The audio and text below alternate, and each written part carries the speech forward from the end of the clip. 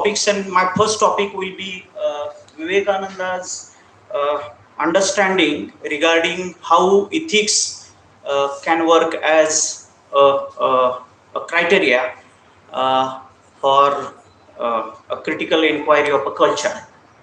So, uh,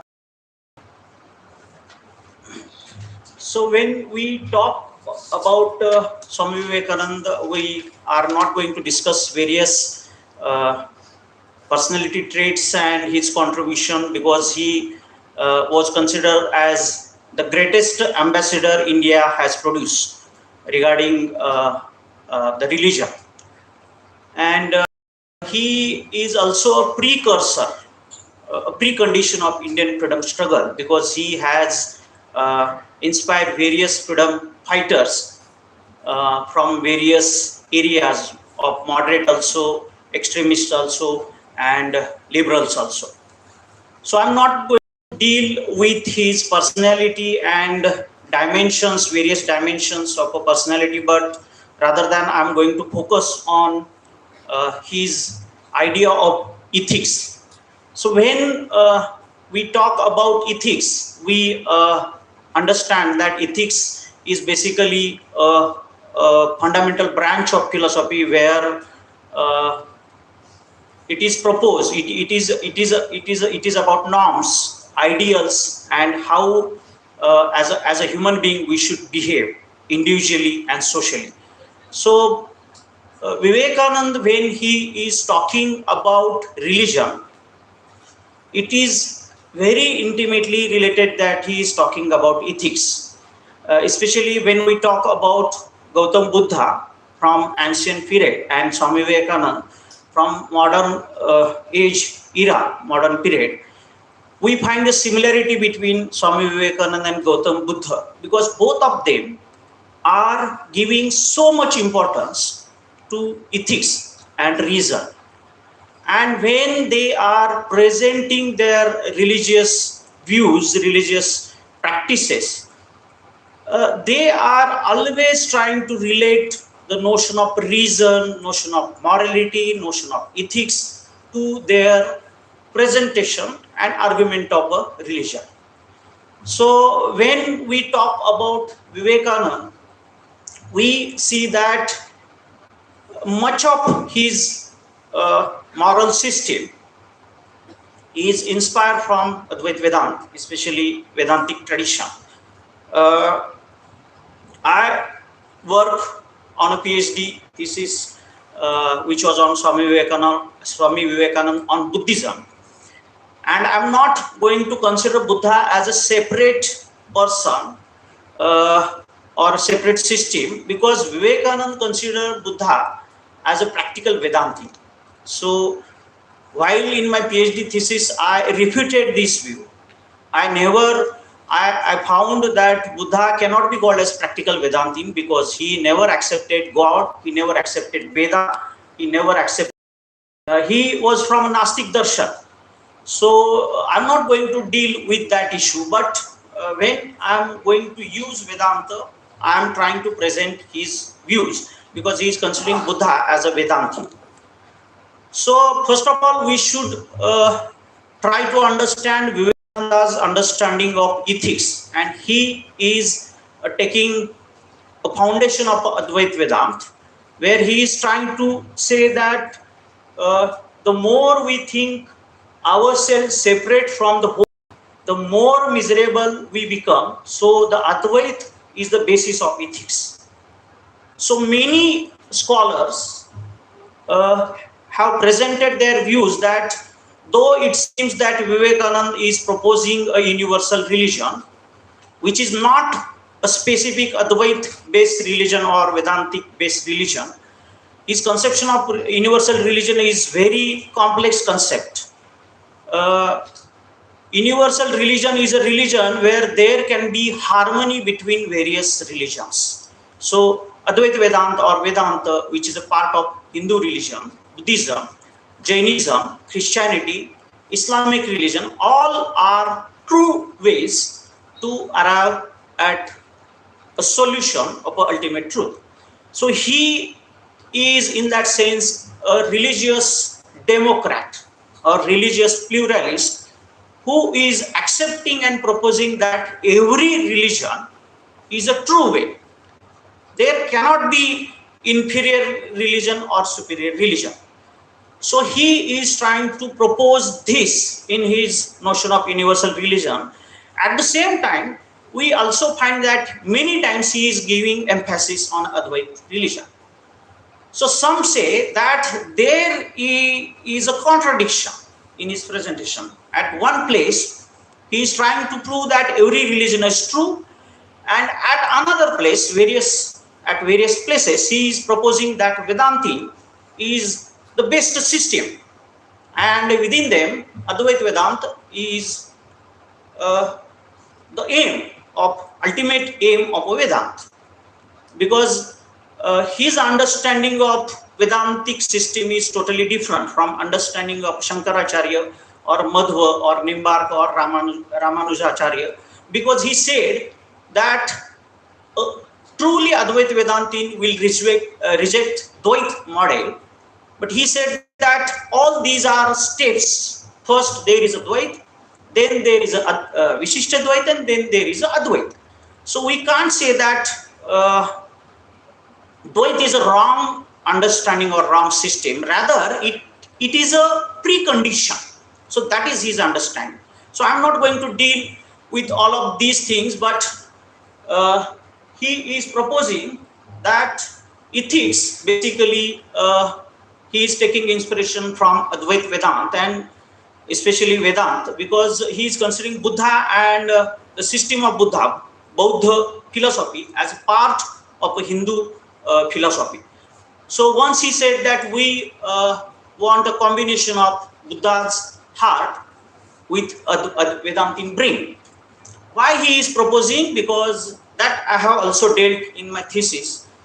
I'm not going to discuss about that in detail, but he said that Advaita Vedanta is one of the best philosophical systems developed on this planet.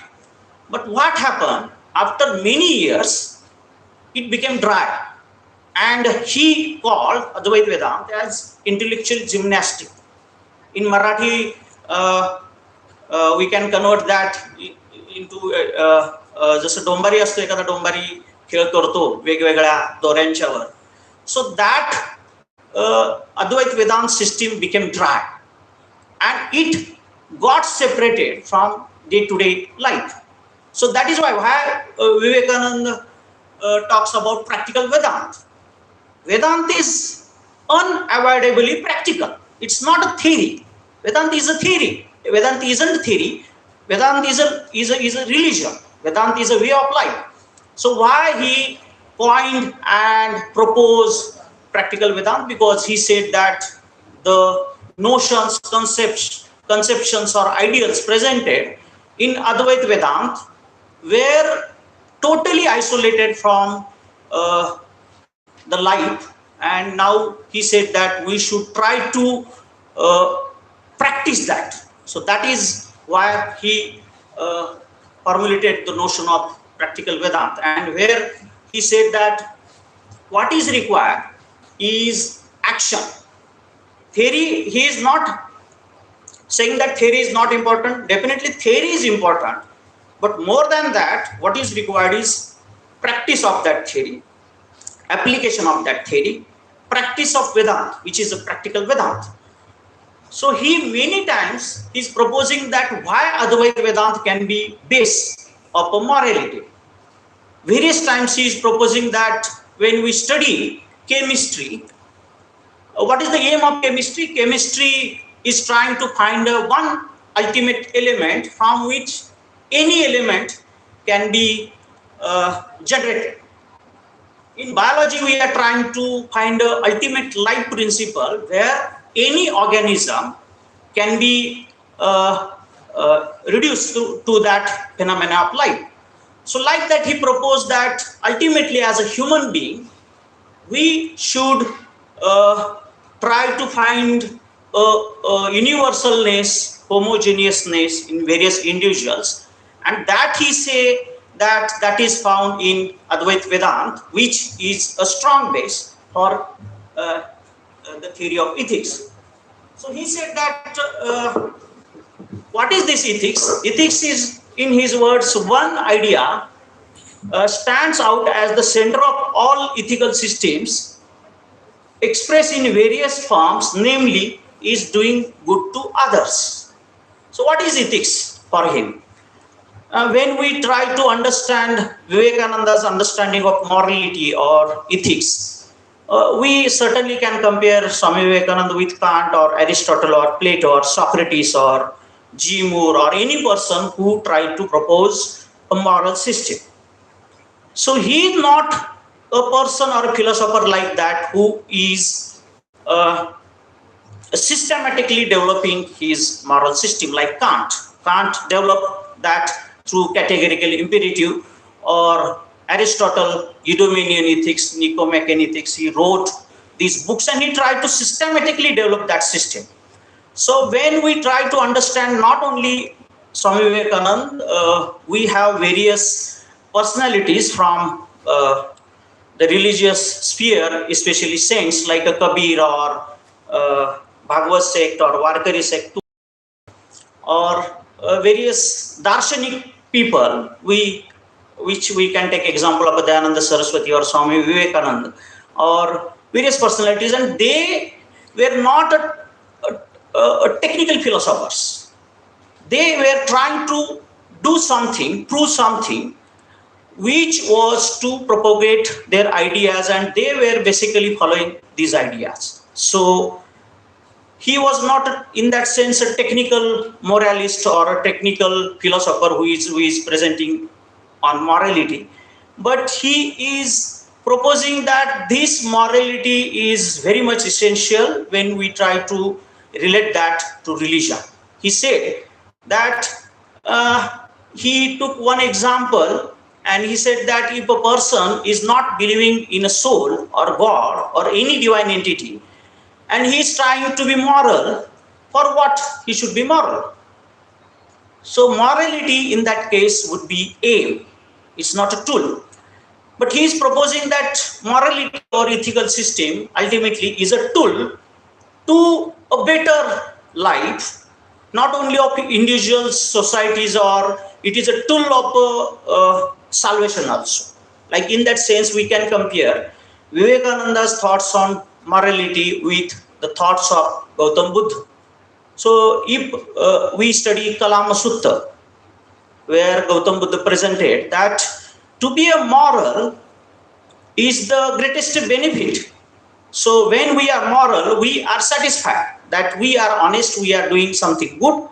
So in that sense, many times Vivekananda is proposing, but definitely the similarity between Gautam Buddha and Vivekananda is that to be ethical or to be moral is the tool of to be religious, because the ultimate aim of human being, as per Gautam Buddha or Swami Vivekananda, is salvation or liberation or emancipation of life, moksha or nirvana.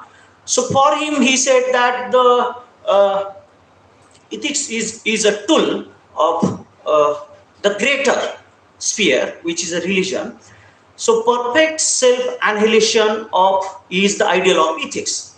So he is definitely, since he is following Advaita Vedanta or Vedantic system, or we can compare that with Buddha's thoughts. In both ways, he is proposing that what should be done in a ethical practice or morality is self-annihilation, which can be said that egoless state. So that is very much essential when we try to, and he when he is doing that, he is criticizing the utilitarian notion of ethics. He has studied John Stuart Mill. His essays on three religion was very important essay which influenced Vivekananda very much, and for some part of his time he became atheist. So he is rejecting the notion of utility, ethics as a utility, because he proposed that this notion of a utilitarian ethics is totally based on a social change. It may be useful in this age, what about it may be in future there may be a different social situation. So at that time there would be different kind of ideal or ethics. So that is why he criticized by taking the side of a social change, and he said that ethics is not an end. Ethics is ultimately tool to liberation or emancipation. So that is why he is not taking side of a utilitarian ethics. Rather, he is proposing that that is not a kind of a universal ethics. In that sense, we can compare him with Immanuel Kant, where there is a possibility of universal ethics. So we can take one example from the post-independent, very important, prominent philosopher Rajendra Prasad. He is not a president. He was not a president of India, but he was one of the important person.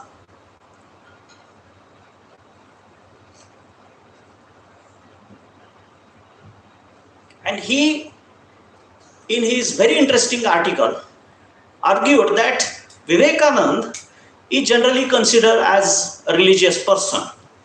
But Rajendra Prasad wrote a very interesting article. I was very fortunate to meet Rajendra Prasad, and he, when I was ICPR fellow, he even argued with me and told me many things, because since I was a PhD scholar there, and it was that workshop was arranged to guide us. So he told me many things, and even before that discussion, I read his article on, and he proposed that Vivekananda is very unique because he is giving more importance to morality compared to religion. And there is definitely, it's not the case that he is not, I'm not accepting his position, but definitely when we read Vivekananda, we realize that he is trying to rationalize, moralize religion, like in the case of Gautam Buddha.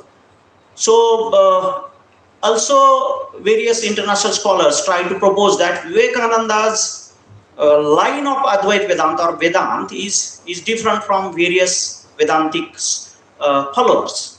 And they have highlighted that this person has tried to rationalize, not in the Western sense, but use of a reason. So that is why this is his understanding of ethics. So this is the first section, and when we try to understand how ethics is shaping our notion, our understanding of a culture, how it is critical to culture. So it becomes essential to understand his notion of a culture. When he is talking about culture, he is definitely making it different from civilization. So civilization and culture, we all of us know. So he said that culture is the main, is the culture that which stands with the shock, not a simple mass of knowledge. So he many times tried to propose that India could survive not due to a particular mass of knowledge, but rather a culture. And he also mentioned that knowledge is only skin deep as civilization. So his understanding of culture is that culture is a collective accumulation of various concepts which are to be followed by a particular civilization. That is very much essential. So with some nations, it is the politics. With others, it is the social culture. Others may have intellectual culture. Our motherland has religion, and religion alone as the basis. So he's trying to propose that what is the basis? What is the base of an Indian culture? The base is religion. So he is trying to propose that. We'll discuss that in our next presentation, because I'm going to connect both of the presentations. Yes. So why to study his notion of ethics or morality, and how it can be related to his understanding of a culture, and how ethics can be tool of a reformulation of a culture. When we try to understand Swami Vivekananda, we realize that he is always trying to propose notion of universal acceptance rather than notion of universal tolerance, because he said that why acceptance than tolerance, because tolerance is there when something is wrong, still we are bearing with it. So it cannot be, there cannot be religious tolerance. Religious tolerance is only possible when one religion is true, other are not true religions, and still that true religion is bearing with other all religions. This use is not a proper use, rather we should use religious acceptance or universal acceptance. And he is proposing a universal harmony, and where here the role is very much important. There may be various religions, various cultures, but how to establish a harmony in between them, that is only possible due to two tools. One is reason, another is morality. And he gave a very interesting example. This whole world is like a machine, and every religion or civilization is a part of that machine. If two parts or many parts are connected in a machine, there is bound to be friction. Friction cannot be avoided. It is bound to be a friction, because machine will have various parts, and machine will run when there will be a motion in that machine, and that motion is only possible when there is a rotation between or connection between various parts. So all religions or all civilizations are parts of that machine, and whole humanity or whole world is that machine. So we can't nullify the friction in between various religions or civilization or cultures.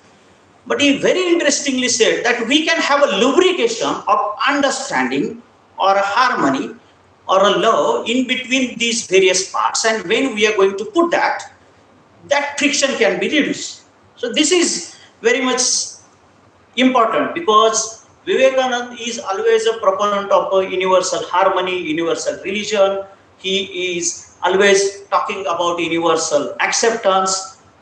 He is definitely Vivekananda's total life can be summed up as a religious democrat or spiritual democrat, where he is accepting various civilizations, cultures, religions, or various perspectives, but still as an individual or as a society or as a civilization or as a culture or as a nation, there should be harmony in between them.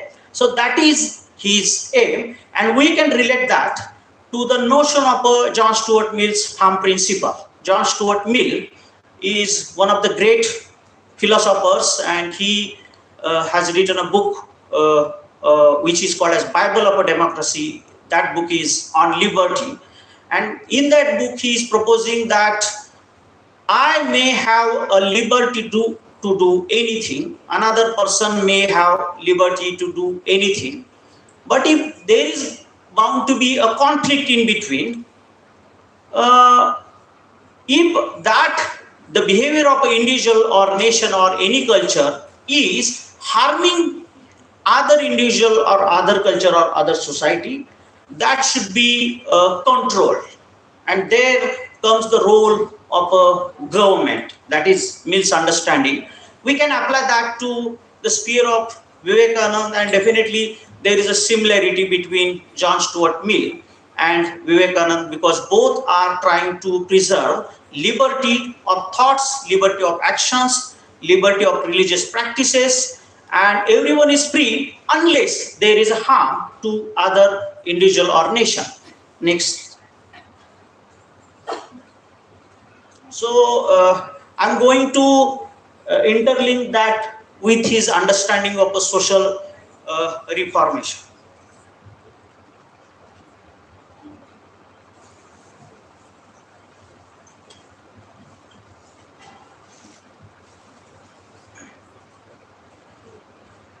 I know some time ago everyone was hungry, so their blood flow was towards stomach, and now after they are satisfied, so I'm also feeling good after lunch. So it is very difficult task to keep everyone awake. So that is why I have tried to compress my presentation. So that was the first part, and now I am going to talk on a second part, which is Swami Vivekananda's views on a social reform. Yes. So Vivekananda is called as social reformer. But if we study Swami Vivekananda, will understand that he always has rejected himself as a reformer. Rather, he once said that I don't accept the notion of reformation, but I accept the notion of evolution. We will try to understand why he is trying to do that. So when we try to understand any personality who is talking about social reform or reformation, it becomes essential to understand three concepts. One is revival, another is reformation, and third one is revolution. So revival is a mode of a social change where ancient practice is considered to be a practical, is a perfect. We have to revive that in this age. A reformer is a golden mean in between revival and revolution. In the case of revolution, it is considered that this system, the existing system, is not a, is not a useful system. So what is essential is to discard that system and create a new system. Like we can take example of a Marxist called as revolutionary. Why is called as revolutionary? Because he said that the existing system is of no use. What we are required, what is needed, is discard it and create a new system. So that is the way of a revolution. Opposite to that is a revival, and in between them is a reformation. So reformer is a person who is trying to follow a golden mean in that. So he is not rejecting earlier system like revolutionary. He is not totally accepting earlier system like a revivalist. Rather, he is proposing that whatever is good in ancient should be carried. But if there is going to be a problem in current existing system, we have to change that. So that is there, and I'm not going to explain these things because these two terms are very important when we try to understand the notion of reformation. Is Westernization and Sanskritization. Kemen Srinivasan used this term, Sanskritization. Yes, next. So he once said that we should become modern Manu. Why he is proposing that ancient Vedic customs must be remodeled according to society and times. So that is his understanding. So that is why when we try to put Vivekananda in the category, so we can't call him morely as a revivalist or morely as a revolutionary. Rather, it would be proper to put him as a reformer because he is carrying the ancient tradition of Vedanta and also Gautam Buddha. He idealized a religion where there would be combination of Vedantic brain and Buddha's heart. So he always proposed that if Manu presented his customs or rules or regulations or thoughts, we should become modern Manu and we should try to interpret any tradition in our context, Vedantic tradition or Hindu tradition, as per the requirement of a new age. So that is why he is proposing we should become modern Manu. We ourselves can be greater than Manu. That is very interesting thing. And we can relate with the of Baba Ambedkar, where he was very critical of Manu Smriti. I don't know, I tried to find every reference of a Manu in Swami Vivekananda complete verse, and I don't know, but I have seen that Vivekananda is not critical of Manu.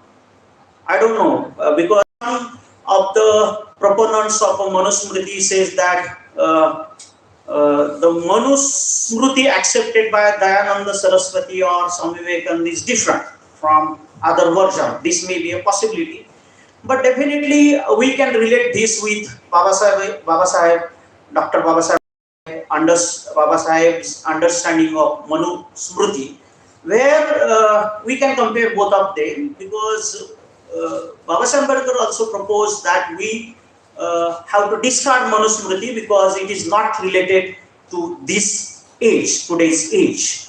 So that would be a very complex a comparison. I'm not going to go there. So only take care of all races and sex are really benefited by following these rules. So very interesting criteria proposed by Swami Vivekananda when he is proposing a reformation or a social change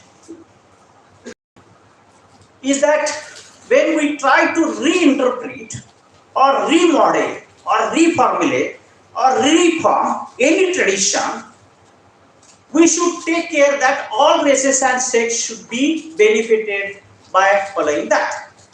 And definitely we can relate his understanding of practical Vedanta with his this comment, because I don't know, he was angry and he said that now we Hindus have only one religion. That religion is don't touchism. That is the only religion exists in India. He was very angry, and we can relate that with his comments. So violent attempts at reforms always end by retarding reform. So that is why he is proposing that he is not a revolutionary, he is not a revivalist, he is trying to follow